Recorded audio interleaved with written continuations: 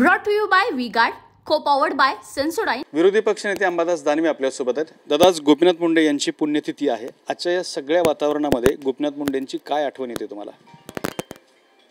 गोपीनाथराव मुंडे साहेब कोणत्या पक्षाचे नेते नव्हते तर या मराठवाड्याचे महाराष्ट्राचे नेते होते.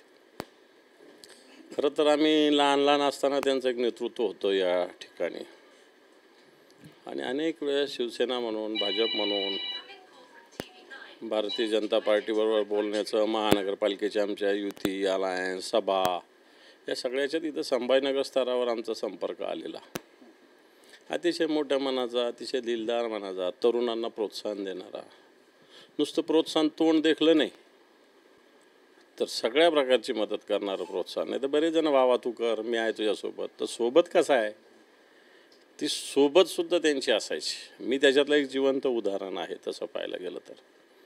आणि म्हणून एक मराठवाडा असेल या महाराष्ट्र असेल एक मोठ्या नेतृत्वाला मुकला अकाली ठीक आहे कोणा सगळ्यांना जावंच लागतं एक दिवस परंतु इतक्या लवकर जाणं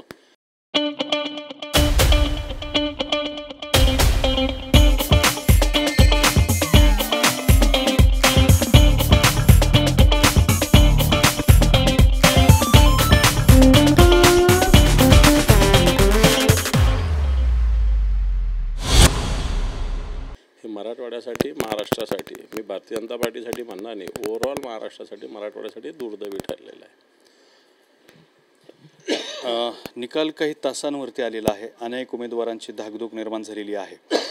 तुम्ही जरी उमेदवार नसलात तरी संपूर्ण महाराष्ट्रात तुमचे अनेक उमेदवार होते. तुम्ही अनेकांसाठी प्रचार केलेला आहे. काय भूमिका आहे? धाकधूक ठेवायची काही गरज नसते. यश अपयश ठरलेलं असतं. यश मिळेल नाही तर अपयश मिळेल. यशाची अपेक्षा 100% आहेच. परिश्रम केली मेहनत केली जनमत तसं मोठं आहे. उद्धवजींचं नेतृत्व एक करिश्मा या महाराष्ट्रात नव्हे तर देशात दाखवणार आहे आणि त्या नेतृत्वाली काम करतो आम्ही त्याचा आम्हाला सार्थ अभिमान आहे. त्यामुळं मोठ्या प्रमाणावर यश देखिए उनका काम है अफवाह से गर्मी बढ़ाना और हमारा काम है माहौल को ठंडा रखना. हमारा नेता कैसा हो जो माहौल को रखे ठंडा वैसा हो. अब की बार V-Guard एयर कूलर का चमत्कार आम्हाला मिळेल. पण यश मिळेल म्हणजे काय आम्ही खूप मोठे आहोत वगैरे असंही समजायची गरज नाही असं माझं स्पष्ट मत आहे. यश येणं म्हणजे एक मोठी जबाबदारी खांद्यावर पडणं. ती जबाबदारी पार पाडताना आपले खांदे तेवढे मजबूत ठेवावे लागतात असं मला वाटतं. यश आणि अपयश हे नाण्याच्या दोन बाजू तशा असतात. मला वाटतं या सगळ्याची तयारी राजकीय क्षेत्रामध्ये ठेवण्याची आवश्यकता आहे ती आम्ही ठेवलेली आहे. सध्या जर बघितलं तर सर्वे खूप मोठ्या प्रमाणात आले आहेत. अनेक सर्वेमध्ये महाविकास आघाडीला 22 ते 25 जागा दाखवलेल्या आहेत आणि महायुतीला सुद्धा 23 ते 25 जागा दाखवलेल्या आहेत. काय वाटतं तुम्हाला हे सर्वे योग्य आहेत? तुम्हाला इतक्या जागा मिळतील की आणखी वाढू शकतील? हे बस सर्वे तर खोटे आहेत. हे उद्या याच वेळेला कळेल की हे सर्वे खोटे आहेत. झिंझिण्यांपासून त्वरित आराम मिळवा सेन्सोडाइन रॅपिड रिलीफ बरोबर. देश असेल राज्य असेल या ठिकाणी 100% सर्वे खोटे ठरणारे असं माझं स्पष्ट मत आहे. कारण आम्ही सुद्धा फील्डमध्ये काम करतो. सर्वसामान्य जनतेत का 5-50 तुमच्या एजन्सीचे लोक गेले म्हणजे सर्वे होत नसतो. जनतेत जावं लागतं जनतेत बसावं लागतं जनतेत उठावं लागतं. ते आम्ही रोज करत असतो. त्यामुळे सर्वे साफ खोटे ठरतील. भाजपकडून निकालाआधीच सध्या विजयाची तयारी सुरू केली आहे. मुंबईत एका ठिकाणी 10,000 बुंदीचे लाडू बनवण्याचं काम सुरू केलं आहे. बघू ना उद्या हे लाडू त्यांना वाटायला मिळतात का आम्हाला वाटायला मिळतात हे उद्या बघू. मला वाटतं विजयासाठी फार घाई गडबड करण्याची गरज नसते. विजय हा सर्टिफिकेट हातात गेल्यावर होत असतो. लक्षात ठेवा कित्येक निवडणूक आहे मतमोजणी झाल्यानंतरसुद्धा विजय झालेला नाही. काही तर उदाहरणं असे की मतमोजणी काउंटिंग हा पुढे तो मागे असतानाही पुढे असलेला जिंकलेला नाही आहे. न्यायालयात गेल्या प्रकरणं काही तर सगळ्या गोष्टी त्याच्यामुळं ज्या दिवशी सर्टिफिकेट ज्या वेळी हातात त्याच वेळेस विजय असतो. हे मी कार्यकर्त्यांनाही सांगेल सगळ्या की घाई करू नका उन्माद करू नका भावनावश होऊ नका. सर्टिफिकेट हातात येईपर्यंत संयम बाळगा असं माझं स्पष्टपणे मत आहे. बारामतीमधून सुनेत्रा पवार 1 लाख मतांनी निवडून येतील असा काही जण दावा करतायत. तुमची काय भूमिका आहे त्याबद्दल? सुनेत्रा पवार आणि सुप्रियाताई खरं तर हे भारतीय जनता पार्टीनं घराघरात लावलेलं भांडण आहे. खरं तर असं व्हायलाच नव्हतं पाहिजे.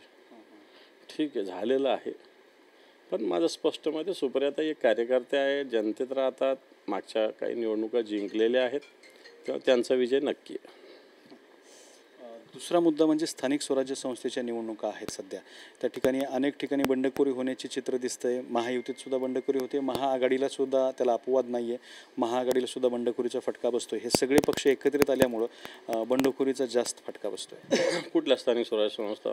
विधान परिषदेच्या काही निवडणुका आहेत. कुठेच नाही. महाविकास आघाडीत सुस्पष्टपणे जागा वाटप ठरलेलं आहे, तसंच होतंय आणि तसंच होणार आणि आम्ही विजय प्राप्त करणार. महायुतीत असेल, मी महाविकास आघाडीचं सांगतो, आमच्या जागा ठरलेल्या आहे. जसं आता मुंबईमध्ये आम्ही पदवीधर आणि शिक्षक या 2 जागा जाहीर झाल्या. आम्ही काही नाशिक, आम्ही काही कोकण या उमेदवार जाहीर केलेलेच नाही आहे. त्यामुळं असं होईल असं मला वाटत नाही. संदीपान भुमरेंनी त्यांचा विजय हा 1 ते 1.5 लाख मतांनी होईल असा दावा केलेला आहे. मग तर त्यांना काउंटिंग होईपर्यंत त्यांनी असं या सगळ्या भ्रमात राहायला काहीच हरकत नाही आहे. पण तो काउंटिंग झाल्यावर खरंच सुस्पष्ट होईल असं मला वाटतं. हे होते अंबादास दानवे.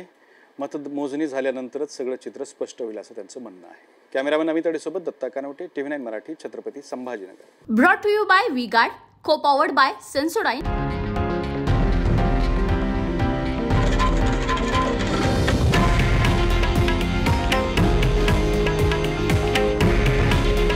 हे आहे देशातील नंबर 1 न्यूज नेटवर्क आणि आपण पाहत आहात TV9 मराठी. काळजी तुमची, हित महाराष्ट्राचं.